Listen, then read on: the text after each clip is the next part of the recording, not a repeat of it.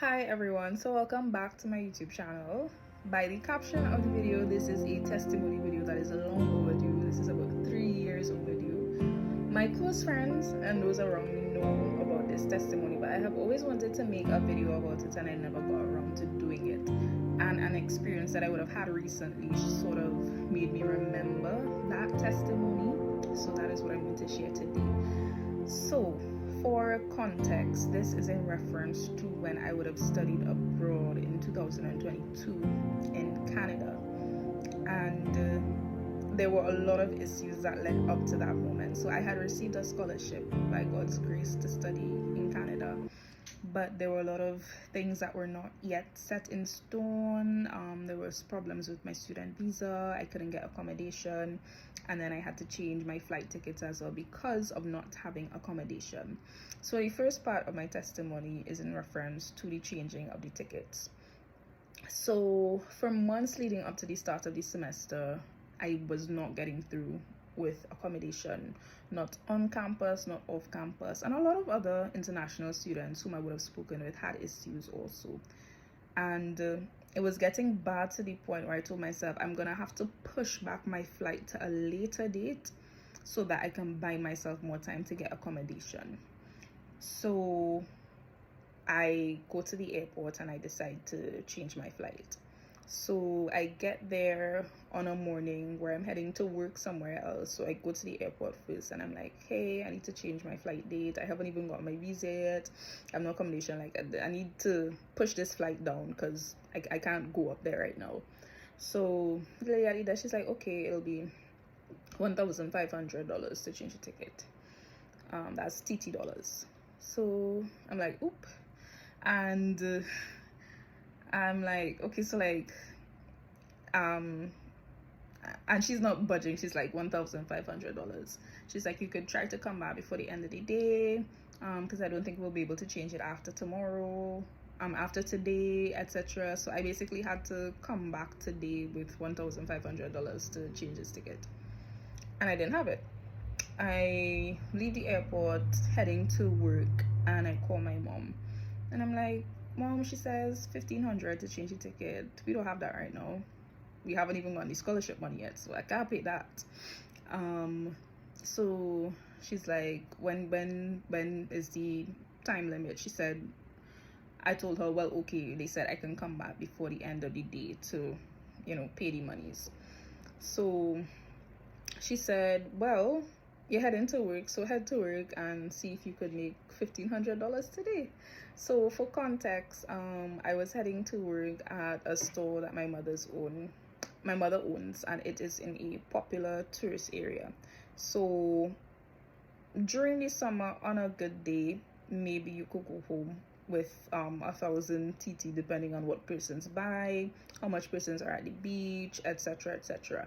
But it isn't always like that, and it's not guaranteed. So trying to make $1,500 in a day is a tough ask, because you have to come back at the end of the day to go pay the airport to change the ticket. So I'm like, that sounds really impossible, but I don't know what else to do. And I'm on the phone trying not to cry, trying not to get flustered, because I'm like, oh my gosh, so much things are going wrong.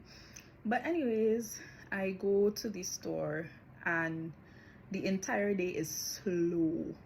Nobody is coming to the store. Nobody is buying anything. Nobody buying anything to eat. Nobody's buying a souvenir. Nobody is coming to the store. So I'm not making any money. And I'm trying to count the money in the purse and I'm like, this is not going to work out because nobody's coming. And the airport desk, I believe they close at like 6 p.m. 6 p.m. 7 p.m. would have been the last time to go back to change your ticket or do whatever business you need to do. So it's getting close to 6 o'clock. It's about 5:30, and at this point I'm defeated, I'm discouraged, because I'm like, well, I guess I can't go to Canada to study anymore because it's just too much going on. I can't even change my ticket, can't even get a place to stay, just so much. And it's about heading to 6 p.m. and all of a sudden, like, a swarm of persons just show up to the store. Like, I couldn't count how much. Like, a swarm of persons just show up to the store and they're buying so much things, buying so much things, buying so much things, buying so much things. And then I had about maybe 600 Oh, okay. Then another swarm of persons, because this is all a few minutes before 6 p.m. And they're buying stuff, buying stuff, buying stuff, buying stuff.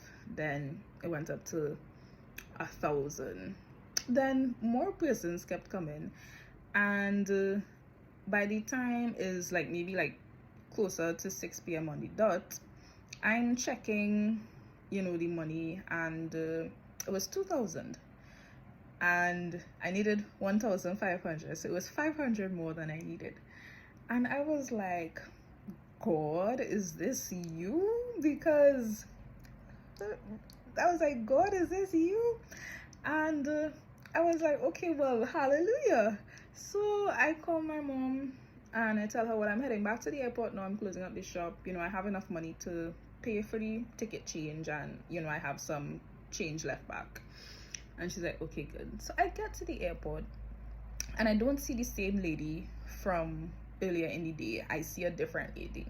And I go and I'm like, hey, I was here earlier, I just come back and, I just want to change my ticket to a different date. And she's like, okay, no problem. And, she takes the documents and stuff and she prints me a new ticket and she hands it to me. And I'm like, you don't want the 1,500, so I'm taking out the money. And she's like, what 1,500? And I'm like, but I was here earlier and a lady told me that I have to pay 1,500 to change the ticket.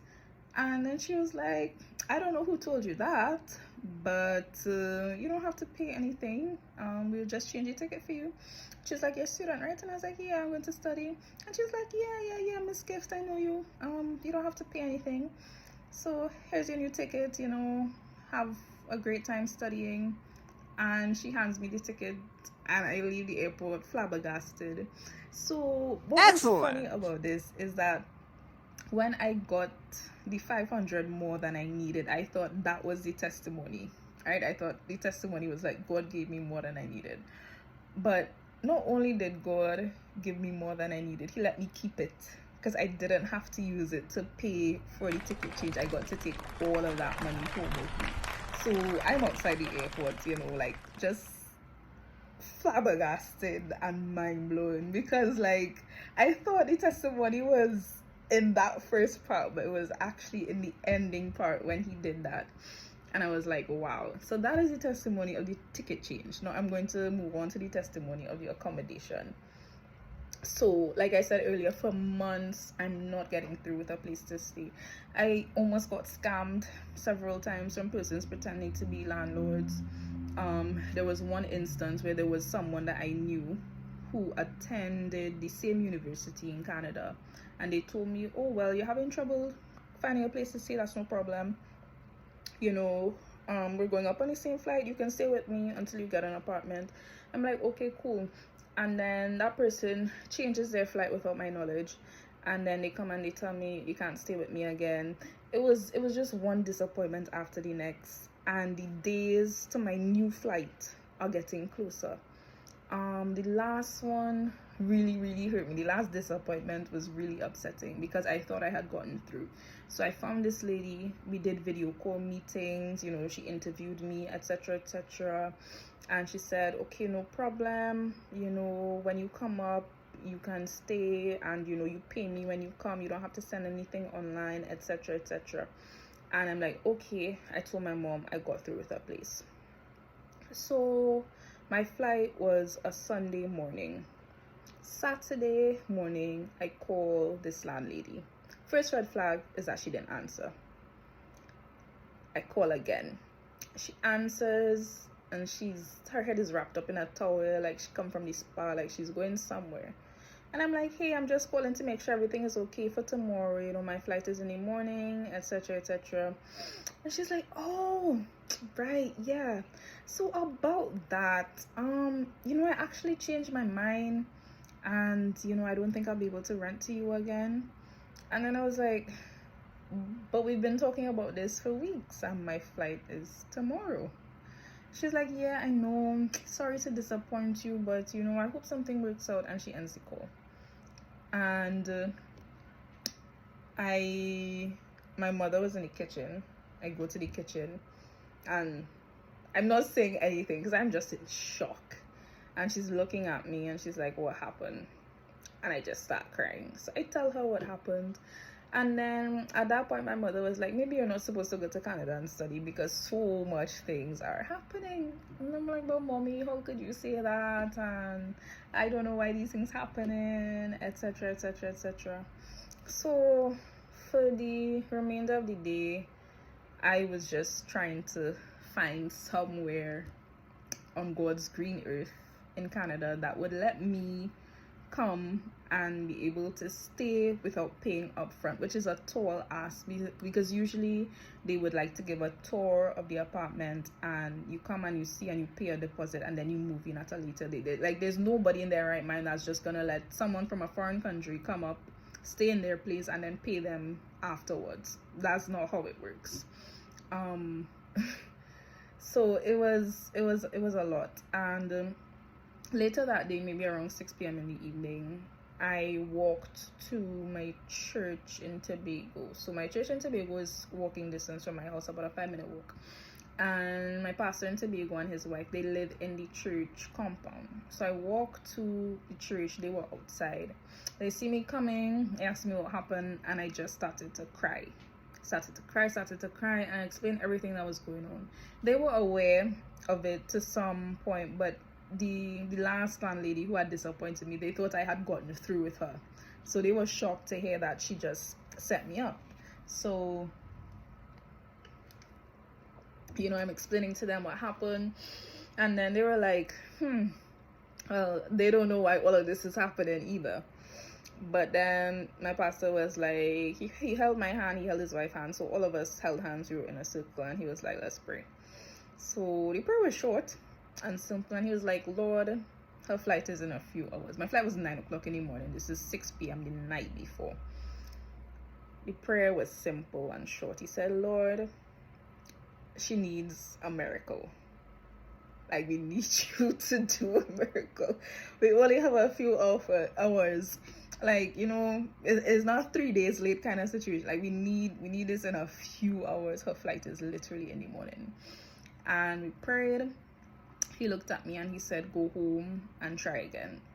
Call again, look for places again, try again. So I go home, not very encouraged, because I'm like, there's no way some random landlord or landlady in Canada is gonna let me just come and stay in their place without paying up front, without doing a tour, without doing an interview. When my flight is in the morning, they're gonna ask me if I'm out of my mind. So I go home and I start searching again.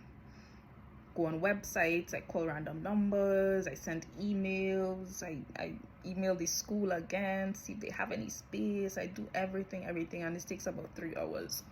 So it's about 9 p.m.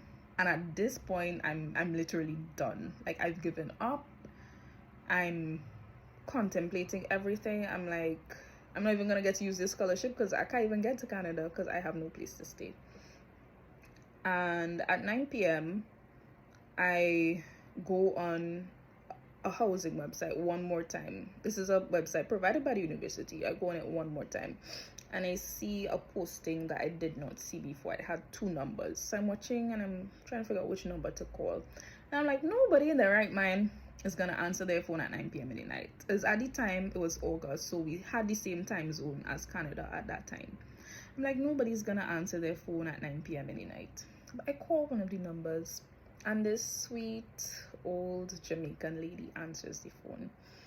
And I'm already in a bad state emotionally. So I'm trying to explain myself and my situation and hoping that she doesn't call me crazy for asking her if I could come stay in her apartment in the morning. But I don't have the cash to pay her yet because I haven't gotten my scholarship money yet. So I'm explaining, oh, I've been looking for places to stay, I'm an international student, etc., etc., etc. Have pity on me. I don't know what else to do. My flight is in the morning. And she goes, pause, because she realizes that I'm emotional. So she tells me pause, and then she asks a few questions. She asks some questions, I respond, and then she says, okay. She says, the person who is picking you up from the airport, I'm going to send you my address to give to them. give them the address, and that is where they are to drop you when they pick you up from the airport. She says, you can come, you can stay, and don't worry about rent right now. When you get the scholarship money, you can pay me. I'm not going to let you sleep on the streets. And at this point, the tears are flowing, because I'm like, you don't know me. You don't know me. Like, that's crazy. You don't know me. And like that last line when she was like, I'm not gonna let you sleep on these streets, like I was in tears. Like, I need you all to understand, this is 9 p.m. in the night. 9 p.m. in the night. My flight is 9 a.m. the next morning, and I did not have an apartment to go and study. I'm not talking about like a hotel for a few days. Like, I needed a long-term apartment to complete my study program, and I did not have it. And God did this in a few hours. And while the tears are streaming, she then asked me another question, and she says, do you believe in God? And at that point, I'm bawling, because I'm like, no way. And immediately as that is sorted out, I call my pastor, and they're rejoicing on the phone, because they're like, we were praying for a miracle. And the next morning, it was a Sunday morning, but I went to church first before my flight. I couldn't stay for the whole service, but I went a bit before my flight. And my pastor is speaking, and he says that there's a sermon that he wanted to preach some months ago, but God told him, don't preach it as yet. And then he starts speaking about me and the testimony that I had about what happened the night before. And he said that when I called him that night, God told him to preach that message now and use my story to, get the message across, that that sermon that he received months ago was for this testimony. So he shared that in church. And I'm not gonna cry on camera, but but it was really overwhelming, because I was like, even when I thought that things weren't working out, God worked it out at a specific time, and it was all for my benefit, because where I ended up staying was a lot better than the other students who were staying on campus or in other places. It was a more affordable price. It was a lovely neighborhood. It was amazing. That lady, my landlady, we still have a very good relationship to this day. Her and her husband, they are absolutely lovely people. I love them so much. And I just want to tell somebody or somebody's out there that the word impossible, it doesn't exist when it comes to God. There's a song that Minister Dunsin Oyekan and Pastor Jerry Eze, they did. It says, what God cannot do does not exist. And again, I'm just trying to re-emphasize to you all, this is a matter of hours. This isn't, God, I need you to come through for me next week. This is, Lord, I need you to come through for me in T minus however how much hours, because my flight is literally in the morning. Even a testimony with the ticket change. And I am constantly reminded of God's goodness and faithfulness, and I just want to encourage somebody that God can do any and everything. I've heard crazier testimonies than my own. God can literally do any and everything, and it is best to trust in his word, not with what our eyes could see, because what I was seeing, it was looking like a whole mess, honestly. But he stepped in and he did what he needed to do. So this video is going on very long, so I would like to end with a scripture. Psalm 104 verse 33. I will sing to the Lord as long as I live. I will sing praise to my God while I have my being. God bless you. God bless you. And God is more than able to deal with any and everything that you are going through.